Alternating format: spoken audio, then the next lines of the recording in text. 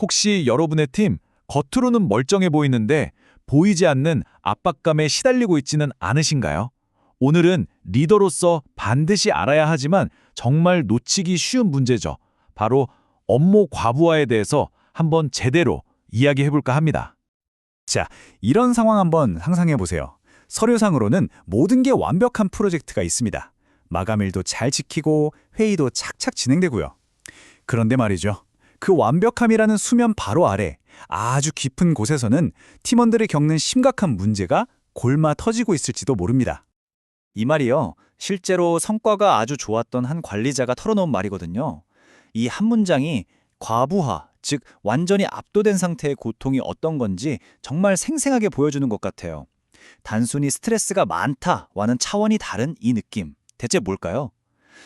네, 그래서 첫 번째로 우리가 해야 할 일은 이 위험한 상태, 과부하가 대체 뭔지 정확히 아는 겁니다.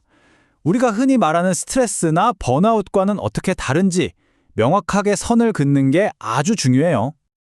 여기서 제일 중요한 단어가 바로 임계점입니다. 임계점. 과부하는 그냥 좀 힘든 날하고는 완전히 달라요. 이건 버티고 버티던 두기 한순간에 뻥 하고 터져버리는 그런 갑작스러운 전환점인 거죠. 예측할 수 없기 때문에 더 위험하고요. 90%라니 정말 엄청난 숫자 아닙니까? 잠시만 이 숫자를 생각해 보세요. 지금 여러분 옆자리 동료 10명 중에 9명이 바로 지난날에 이런 갑작스런 무력감을 느꼈다는 뜻입니다. 이건 더 이상 몇몇 사람의 문제가 아니에요. 우리 조직 전체가 마주한 현실이라는 강력한 신호죠. 자, 이 표를 보시면 그 차이가 명확하게 보입니다. 스트레스는 아시다시피 때로는 우리를 앞으로 나아가게 하는 좋은 자극이 되기도 하죠.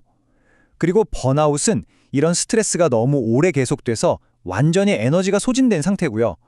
그런데 이 과부하는 그 중간에 있어요. 갑자기 툭 터지는 것과 같다고 말씀드렸죠? 바로 그겁니다. 그래서 리더의 대처 방식도 완전히 달라져야 하는 거고요. 근데 진짜 문제는 지금부터입니다. 왜냐? 이 과부하 신호라는 게 정말 알아채기가 어렵거든요. 심지어는 정반대로 나타나기까지 해요. 특히 팀에서 제일 잘하는 에이스 직원들이 있잖아요. 그런 분들한테서는 더더욱 그렇습니다.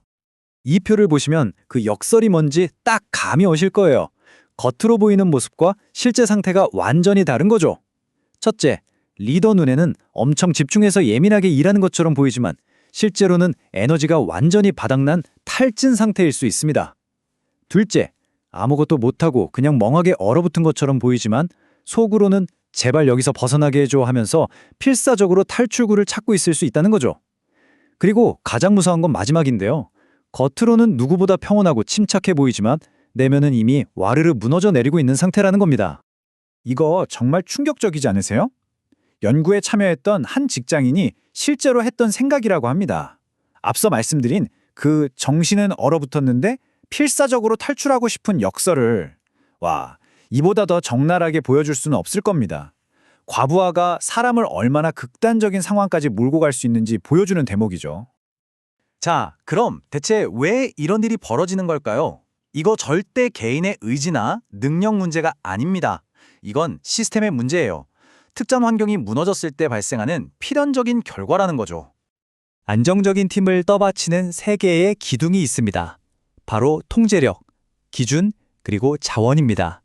이 세 개가 튼튼하면 팀은 웬만한 파도에도 끄떡없지만 이 중 하나라도 흔들리면 바로 그때 과부하의 균열이 시작되는 겁니다. 첫 번째 기둥, 통제력의 상실입니다. 말 그대로 내가 이 상황을 컨트롤할 수 없다고 느끼는 거예요. 한 참가자가 이걸 이렇게 표현했어요. 다음에 뭐가 튀어나올지 모르는 상태에서 정신없이 공만 받아쳐야 하는 게임 같다고요. 정말 공감되지 않나요? 두 번째는 기준의 문제입니다. 이게 외부에서 오는 압박일 수도 있지만 스스로에게 거는 비현실적인 기대치일 때가 더 무서워요. 여기 이 말처럼요. 이건 해야 돼. 난 프로니까. 남들도 다 나한테 기대하잖아. 하면서 스스로를 구석으로 물어붙이는 거죠. 그리고 마지막 기둥, 자원의 고갈입니다. 시간, 에너지, 주변의 지지, 이런 모든 게 바닥나버린 상태를 말해요.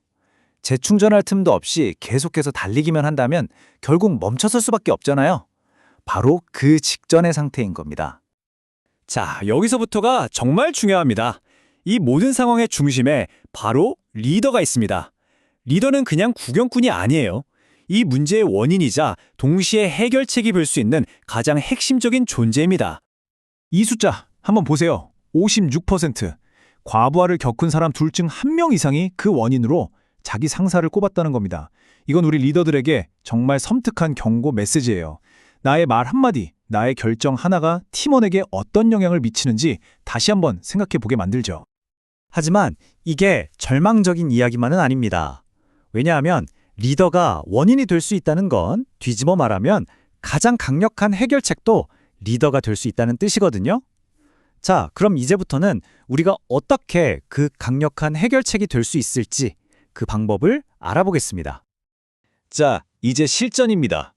리더분들이 당장 내일부터 팀에 적용해 볼 수 있는 구체적인 행동 전략 5가지를 알려드릴게요. 일종의 과부하 예방 플레이북이라고 생각하시면 됩니다. 자, 이 5가지 전략 하나씩 살펴볼까요? 첫째, 침묵과 긴장을 감지하는 겁니다. 팀이 평소보다 조용하다? 뭔가 이상 신호일 수 있어요. 그 이면을 들여다보는 게 시작입니다. 둘째, 직원에게 아주 작은 통제력을 설계해 주는 거예요. 이게 바로 무너진 통제력 기둥을 다시 세우는 직접적인 방법입니다. 큰 일을 잘게 쪼개서 명확한 다음 단계를 알려주는 것만으로도 숨통이 트이거든요. 셋째, 기준을 다시 바로 세우는 겁니다. 리더가 먼저 완벽하지 않아도 괜찮아, 이만하면 충분히 좋아 라는 걸 보여주는 거죠. 이게 바로 불공정한 기준이라는 압박을 없애는 열쇠예요. 넷째, 심리적 허용 범위를 만들어주세요. 팀원들이 저 지금 좀 힘들어요 라고 말해도 괜찮다는 안전한 분위기를 만드는 게 핵심입니다. 그리고 마지막, 회복을 위한 설계를 하는 겁니다. 이건 고갈된 자원 기둥을 다시 꽉 채워주는 가장 중요한 활동이죠. 휴식은 게으름 피우는 게 아니라 최고의 성과를 내기 위한 필수 전략이라는 걸 모두가 알게 해야 합니다.